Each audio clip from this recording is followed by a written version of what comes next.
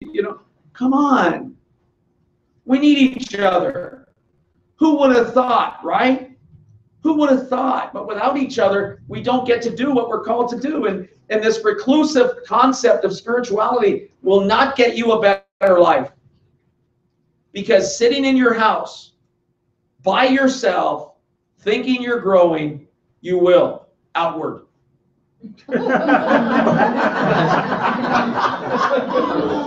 The fridge will open, the couch will relax, the remote does not have legs, it holds in your hand, you get carpal tunnel, and you get Dunlap. Your belly Dunlaps over your belt. I know, it's Christian group. I just think that there's so much for us to get a hold of that somewhere along the line it comes down to truth. If I asked for an independent poll, how many like truth? You would say you like truth, but there's some truths you don't like. And that's fair. Some of us don't like the truth of our past. Some of us don't like the truth of something. So that's the one side B. The other side of truth is so freeing. Like in your profession, what you do, you free people to go to the next life. Powerful. As part of a hospice program, free people up to go to the next life. But am I making sense? I'm telling you there's a better life, but you have to make peace with your past. Say this with me. I am not perfect. I am not perfect. I will make mistakes. And I will make mistakes. But he, being God, still loves me. It doesn't give me a license to continue to fail, but it's a reality. The Bible says he who the Son sets free is free indeed. So a part of this truth is, what am I set free from? You ready for this? 99% of Christ followers need to be set free from me, not me, like themselves. Probably me too. But someone cast that spirit out. But he has Tourette's, no worries. I don't know what he's going to say next. But I'm serious. Think about, and I can't reprogram this, so anything I say is going all over the world. Blue Jays won today, baby. They lose Saturday. But as we sit here, I want you to understand. Don't be afraid of the truth of who you are and who you were. Be excited about the truth of what you can be. Man, all my failures, Elfie, all the things I'm reminded of. I don't know about you, but between 1 and 3, I seem to have a field day in my head of all the things I do wrong. And some of you just stay up all night and talk it through so you don't have to deal with it. Right? But I sit there at 1 to 3 and I got this computer thing going on in my head. If you would have only. Shut up. And you get this flashback. And you think, oh man, how stupid was I?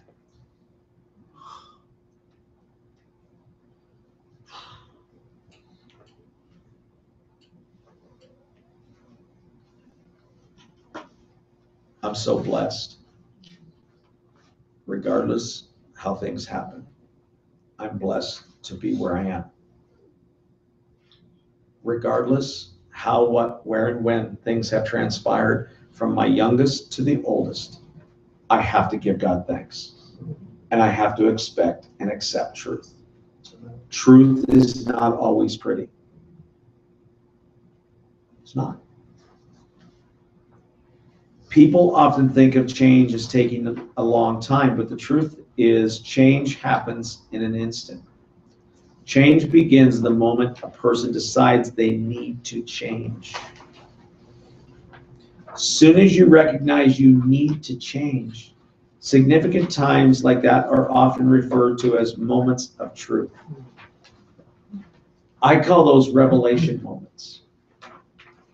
Isn't it awful when you do something wrong and you know that you did it and you're just waiting for the phone to ring for someone to ask you?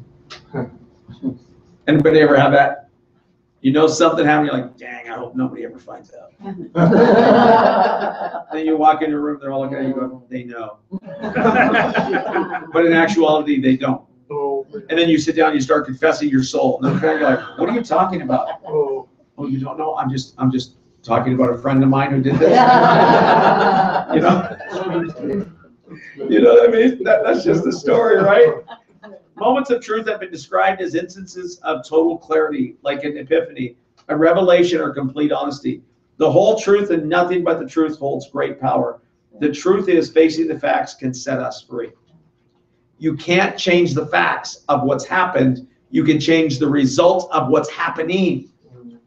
You hear what I'm saying? So if you're going to get past your past, you have to realize it's happened, it's done. Done. Done.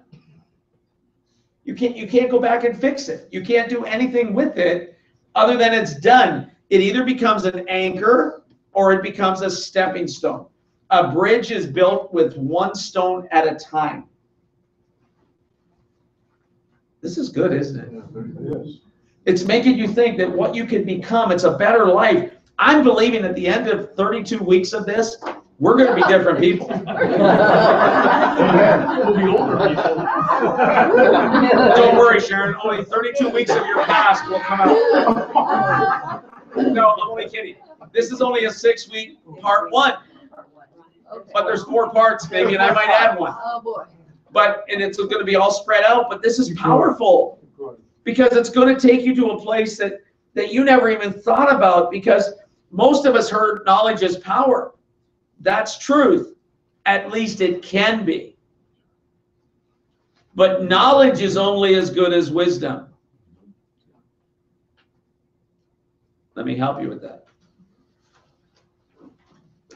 I say can because if just knowing what works was all I needed, most people would live an amazingly high quality of life. If that's what it really was. Someone turn to Proverbs, Sharon, turn to Proverbs 24, 3 and 5, please.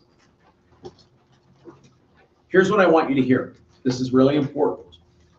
Hearing or knowing truth is one thing. I believe every person in this room has heard truth, and I believe every person knows truth. But accepting and applying the truth is another story. That's our challenge.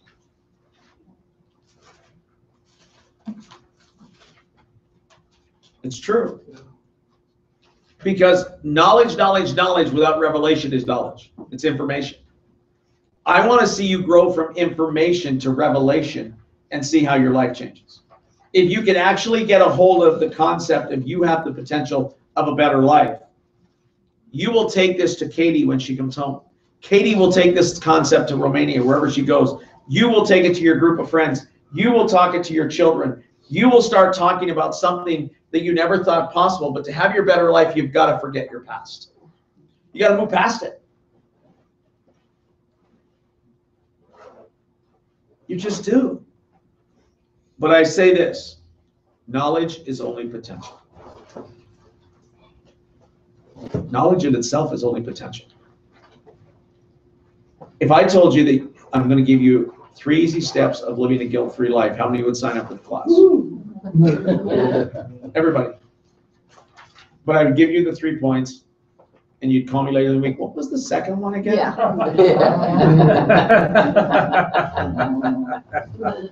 Right? Alfie, you're a coach. So you're going to teach a 9-year-old, a 10-year-old, and a 12-year-old the proper hitting stance and how to make contact with baseball. And if you just do the following, you'll be great. Well, what you have is you have some kid that has no desire to play baseball. And how many know parents that throw their kids into baseball because they're living their dream of one day being in the major leagues, and their parents never got anywhere, but they're going to make their kid the minor leaguer and a major leaguer. So you see this kid come out, he doesn't know, he puts the glove goes on the wrong hand, he's looking at it, he's running to third, then he goes to first, then he goes to second, you're going, oh my God. But he just was given all the information, but he didn't have a desire. I remember, like yesterday, I claim to have been an athlete at one time, not now, but was. And when Jay was born as a son, I instantly thought, yes, yes. I signed him up for coach pitch. We didn't know he needed glasses. He couldn't catch a cold. I'm like, my God, I can play ball. What's wrong with me? Am I the father? Like, really? And then we go to the first game, and he hits the ball and takes off for third. I'm standing up. What are you doing? He's 4. I should be thankful he's running. I'm screaming. What are you doing? The only one yelling. Everybody's yelling, go, Jay, it's perfect. I'm thinking, what? Wrong with you people? I sat back down, took a Valium, realized he had no future in it. But he liked it. The next game, he ran to first base, to third base, back to second base, to home. We have revival in the house. Dad, how did I play? Amazing. Back then, you would never tell your kids they lost. They had to figure it out later. When we were raised that way, we were told we sucked and we lost. We found it out early that we did. They found it out later when they're 25 and 26. We just knew coming out of grade 2 that we just sucked and failed. But knowledge is potential, right? Sounds funny, but it's a real story. Sharon, you and Richard have great education, and when Katie was born, I'm wondering, man, I wonder what you thought she was going to be and do, and what's going to happen, and then they don't do it. Debbie, you have like Anthony who loves videos, and Austin who loves baseball, and Kayla who loves theater, and like you got a trifecta of everything.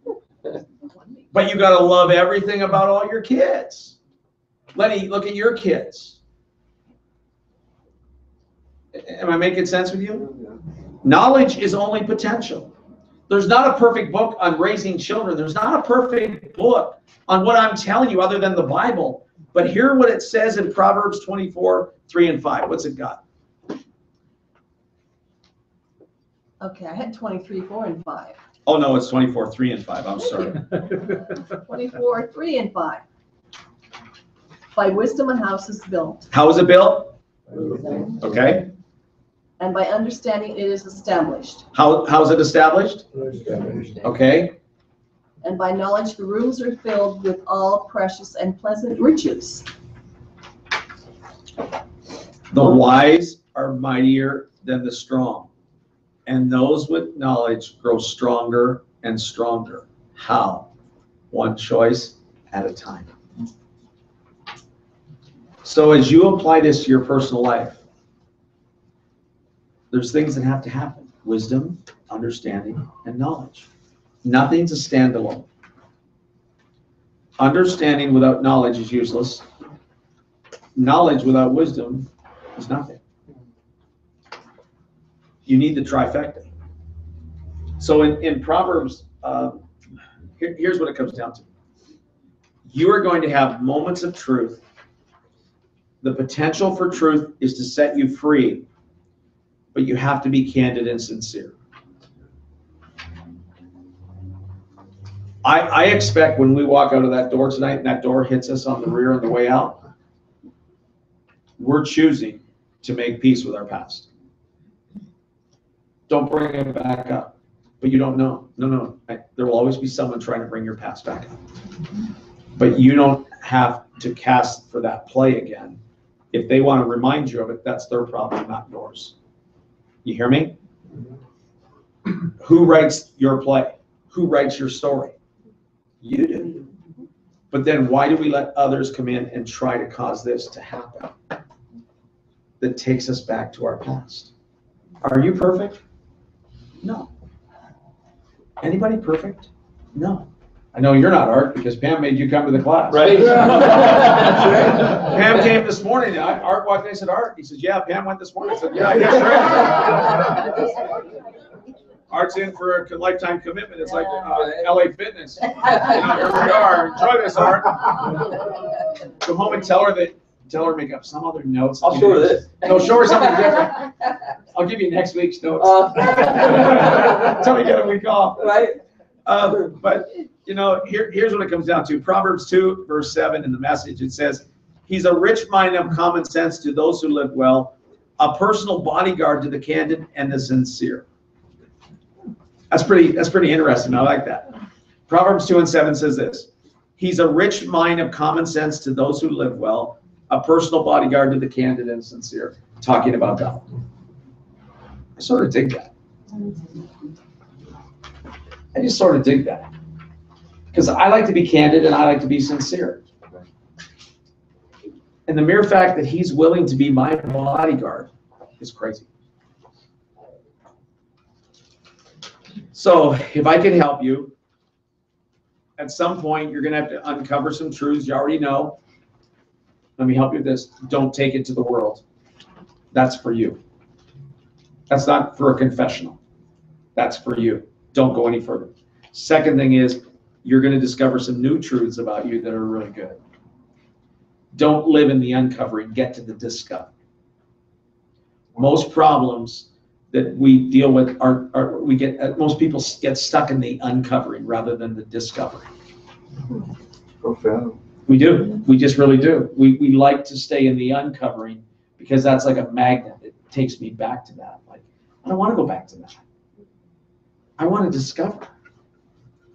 Because the uncovering is packing up, I'm digging up what I already know. I want to discover what I don't know, but what I heard that can happen. I'm more of a discovery guy than an uncovery guy. But if you know people like what I'm talking about, some people just love to come and do the uncover thing. You wouldn't believe what I found out about myself. Oh, God. And they just come in and they pour out, which they need the opportunity to do for some people. I don't want to be a part of it. Because I almost feel like once you start yours, well, here's mine. Yours is bigger. Yeah, because I'm competitive. Mine will always be bigger. I will never let you outdo me. No. Yeah. That's the way it goes, right? Am I making sense so far? Anybody have any questions so far?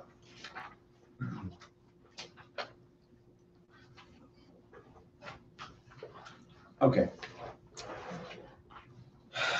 Here's your challenge. You have to do something with the truths that you know. Your life will be better and your dreams will come closer and closer. Let me ask you a question. Let's be honest. This is family. What would be a dream you would like to be able to say that you're on the journey? Anybody? Something you would dream what you'd like to see happen. Not everybody at once. Yeah, sure. To have a published book. A published. Excellent. Excellent. Someone else. If I look at you, I don't mean for you to talk. I just don't know where to look.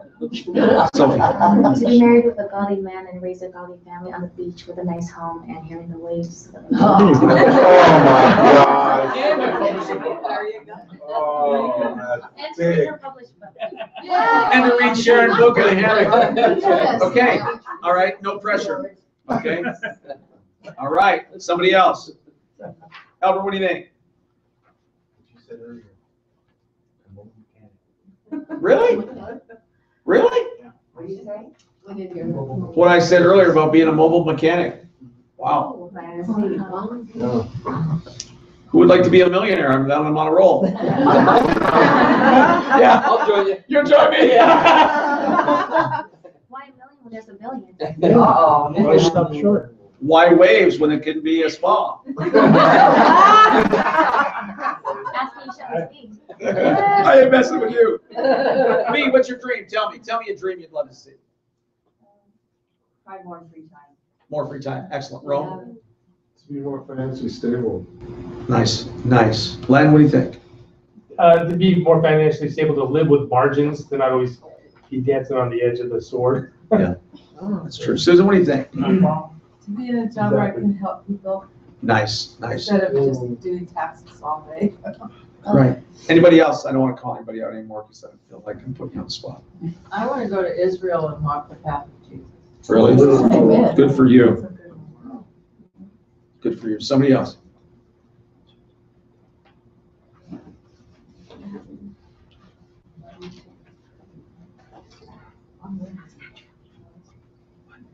Andrew.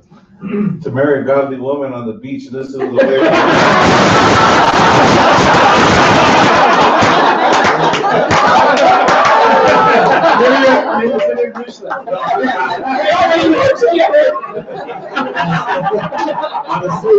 On a serious note, I would like to get into youth ministry. I want to help the youth. Excellent. I would like to help the kids. Dude, that's so I awesome. I have 2 teenage daughters, and I see all these high school kids these days, and you know what? It's very sad to hear a lot of them how they talk about their parents. Yes, excellent. And I hear a lot of these kids the way they talk about their parents, and it's just not right. Right. I love what I'm hearing. James, what would be a dream if you had anything at all? What would be a dream? So I have my all 3 of my daughters together and have a good relationship with. I've destroyed my relationship with my older 2 daughters. Okay. I need to mend it.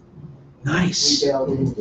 Thanks for being honest, bro. Well, I've been working on it. It's something that's It's a process. I have to make a living amends to my family. But I love the fact that you've uncovered and now you're discovering what can take place. I dig that. I dig that, what you're saying. That's huge. I need to recover. Yes, and then it's a recovery. Man, we're coming up like with some crack. We got some uncovered to discover to recover.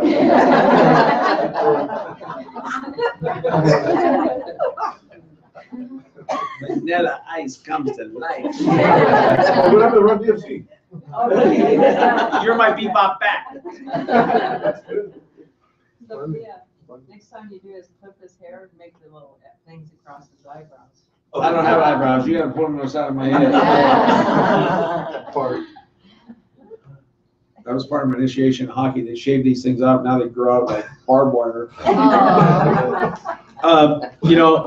Here's what it comes down to is some of us are afraid to say our dreams because what if they don't happen?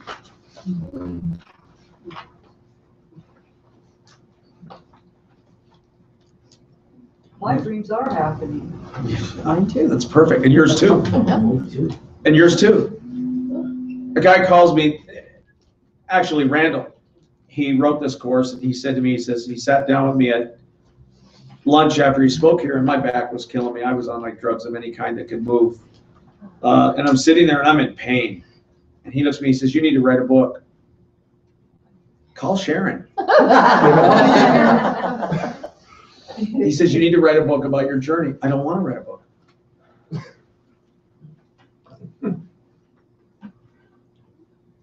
You're looking at me like, well, why not? Maybe it'll help if you actually wrote what you're experiencing.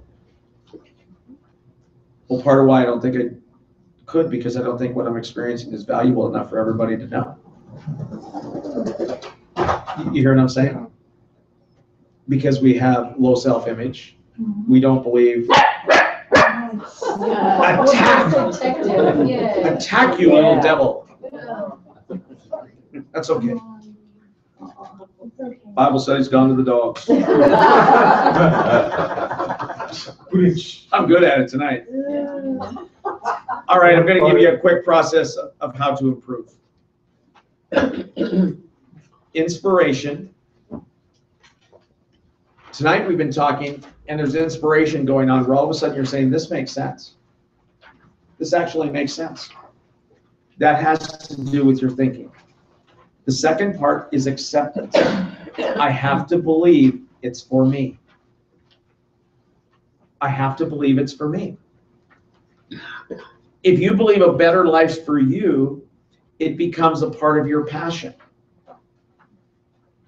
Make sense? Sure. I believe when better life becomes a part of your passion, that's good. But then it comes down to action. That's what I believe, and now it affects how I act. That's what action is. So if you go to the first part, inspiration, that makes sense. So it becomes the way I develop my wisdom, my knowledge, and my understanding, those three components, okay? Then we get into the acceptance. I believe it's really for me. I so believe this is for me. I'm not disqualified from this. Action. What I believe now affects how I act, which has to do with my hands and my feet. As I sat in this class the other day, I was doing this leadership thing, right? And this person walks up to me, and they build things verbally, and they're communicators. And he says, I learned that my greatest skill is not my hard work, but it's learning what comes out of my mouth is the power. And I said, no, wrong. He said, what? I said, wrong. I said, what comes out of your heart is what builds. Because not everything that comes out of your mouth is from your heart. But your heart is your passion. Your heart is your barometer.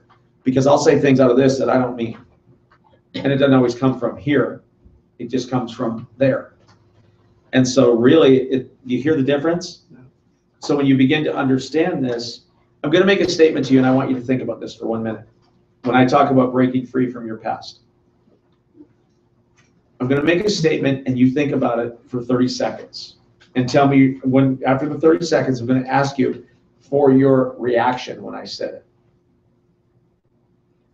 Own your own happiness. Own your own happiness.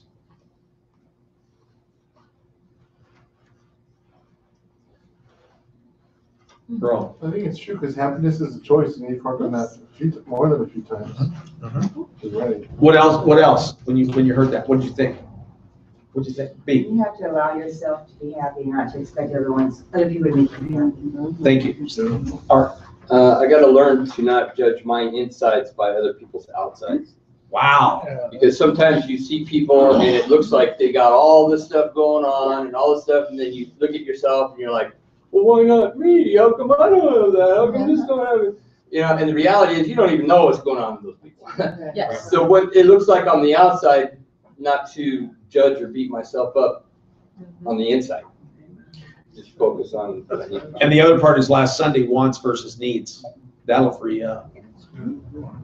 What else? What do you think of, Chet, when I said that? That we have to choose to be happy. I mean, it's like marriage or love, and we've been married for a long time, and I've always loved Cindy. I haven't always liked her, and it's vice versa. But I've always loved her, and even through the hard times when I didn't like her very much, I still loved her. Right. And we have to choose, own our happiness. That's good. Cindy, what do you think? Well, when you first said it, I thought about work, and I'm all day in an office where there's a lot of people in there. They're just not happy people, Right. and I can choose to let them suck me down, or I can choose to be happy. Right. And to think about things differently. And it's not always easy, but it changes how I feel when I leave work. Nice. Yeah. Nice. Monica, what do you think? You're smiling. Well, you just have to be true to yourself. Nice. Nice. That's a great answer. Terry, what do you think? Yeah, everyone has said pretty much the way I feel too. I mean, happiness is a choice, and then there's times too where you can't be happy all the time either. There's moments of happiness. Right. But you own it. Exactly. You own it, right? Vanessa, what do you think? When I said it, what do you think?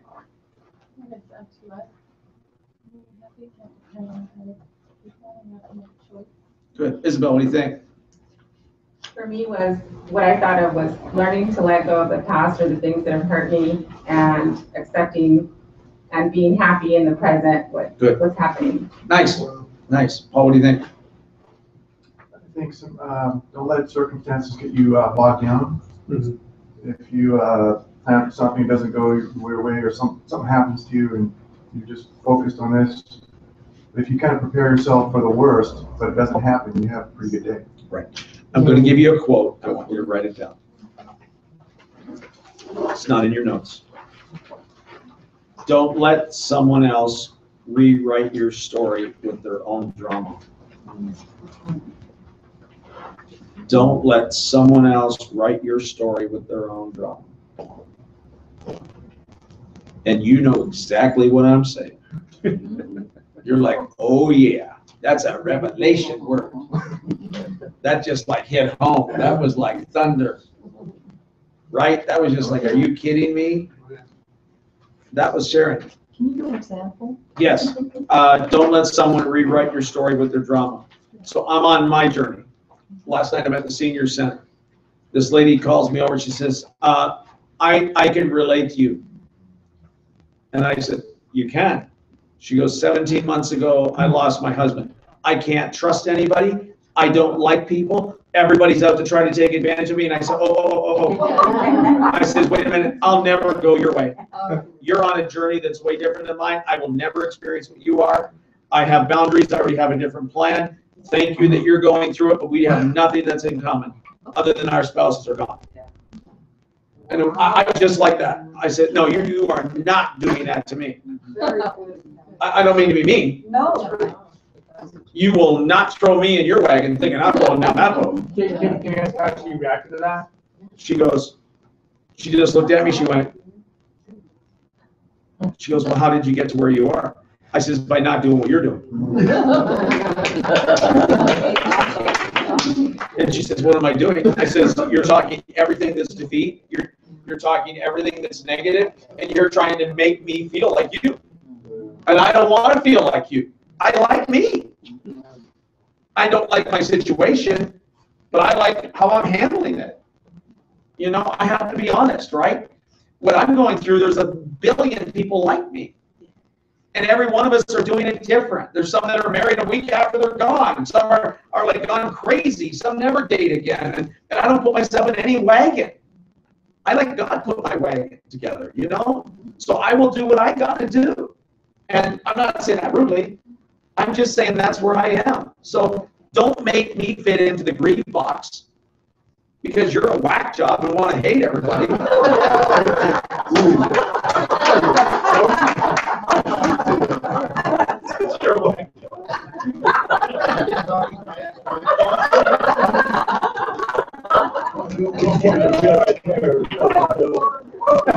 You went to therapy for this to help me do this. You know what? Let me say this to you. I don't mean this to me. We are guilty of trying to have everybody live life the way we think. Okay? Don't do that. That was her journey. Yes. And she needed freedom because she says, where were you when this happened to me? Wow. That's how it ended. She said, I didn't know this truth. I said, but now you do. So it wasn't like I whooped her, but I wanted to let her make me a punching bag. Are you kidding me? She picked the wrong one. You know, my back was sore and she says, come over here. That was her first mistake. I go, my back's sore. She goes, it's okay, you can walk. I said, it's kind of like Donkey Kong. You know, but I wasn't being mean the way it sounded worse, right? Like I would get home right now, Terry, and say, honey, did you really have to say it like that to your You already know. But it just sort of came out that way because I sort of have this thing in me, Paul, that don't box me in. And I resent it. So I'll never box you in, Sophie. I'm going to give you all the land you want and destroy wherever these waves are. You have at it. I'm going to give you all the room you need if that's what you think it is, right? That's fine. You know, you want to be a youth pastor, get busy. What are you waiting for? Get busy. You hear what I'm saying? That's what it really comes down to. Now, some of you gotta behave. Don't you get wild. Out of control. No, you said one thing way back that when you start talking about this, that really resonates and you gotta like yourself. You gotta be happy with who you are and like yourself. Because if you don't like you, right, none of us are gonna like you. Right. You know, nobody's gonna like you if you don't like you. Thank you. Thank you. Did you hear that? We have to learn to like ourselves to go for it. Right, and if you want to get rid of your past, I actually like myself and something better for me. I like myself. I love myself.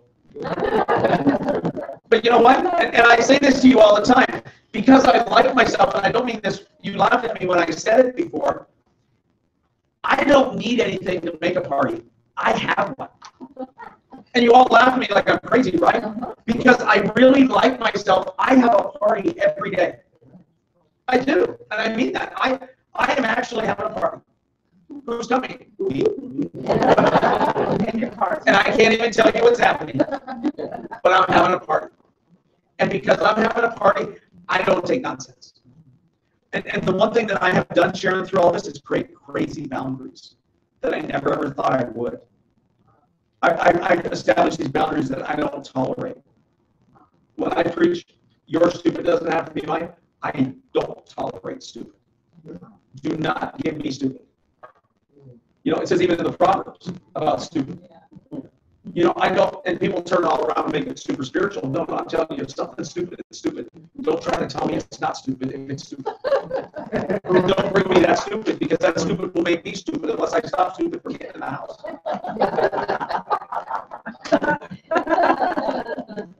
Can you imagine if I drank or were on drugs? Thank you, Jesus. I am not. I am full of the Holy Ghost, and I'm drinking the new wine. Amen. Sing it, Run. No. So, Can you repeat this right now? no. Yes, Al. Don't let someone rewrite your story with their drama. Thank you. Their own story of their own. Don't let someone rewrite your story with their drama. For $39.95, you can have it. Don't let someone rewrite. This is all over the world, isn't it? You can watch it on YouTube. Is all of that there? Can you do any of this to get rid of some of this stuff? Right now. God, wait till we go live stream. They'll think I'm crazy. He's talking about, I love my life. You know what? Tell me, answer me this. Are we having fun in the midst of our pain? This is painful to a degree. James, your honesty about rekindling relationship was hardcore. That unveiled, like that layered onion apart to like the core of the onion. And this could be painful, but here we are laughing and celebrating that we're going to stomp on that defeat to get to our victory. And that's how I view it. This is why you need to commit to this class. Bring someone with you that you know, not so I can say it's a room full, but this is powerful with what we're talking about tonight that will change how things happen. So let's go with this and we're going to wrap it up. The ABCs of the Better Life course comes down to this. An admission. I admit I have been. What do you have an admission of? I'll tell you what I'm admitting. Not enough room. I admit that I haven't been strong when I needed to be strong. I admit I haven't been as focused as I needed to be focused.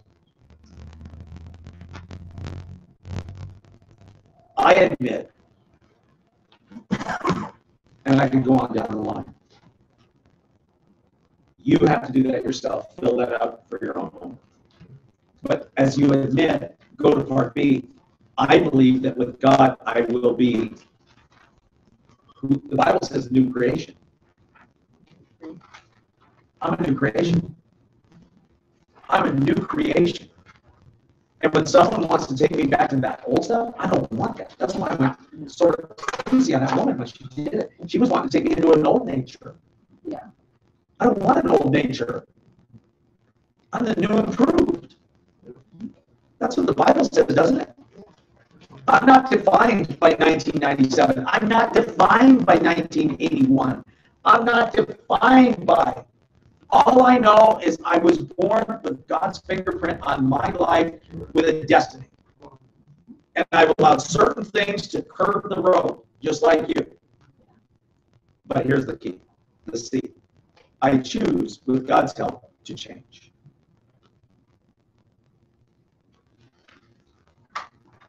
You spoke your dream, what prevents you from getting to your dream. And then the very last thing is, this is all information.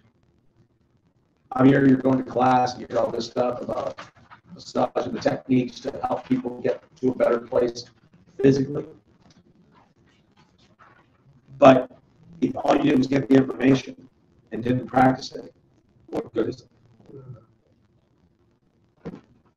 In the box there it says, I, your name, commit today to living inspired in the spirit, mind, and body, so I will leave a legacy, a better life for tomorrow. That's your signature, not mine. That's yours. But all I can tell you is within 6 months, our church will be different. You will be different. The things you fight now, you won't have to fight, because who's taking authority over them? You are. Because all the things you tolerated because you think you weren't strong enough, now you're strong enough. And you're going to look and go, you ain't coming in my kitchen. And I didn't mean that mean what I said yesterday to that lady, but I couldn't take it. I wouldn't take it. And this really sounds funny, but don't bring your junk into my kitchen and change the recipe God has for me. And there will always be opinions.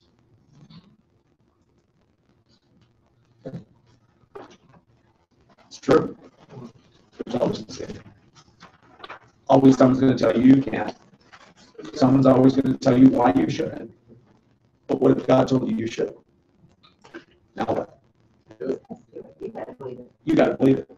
Now, I love that. You got to do it. So if you got to do it, here's the deal. Respect those around you to catch on to what's going on. You don't jam it down their throats. You just get busy about your business. That's what goes on. And I'll tell you what, the better life is ahead for you. I can hardly wait. I really can't.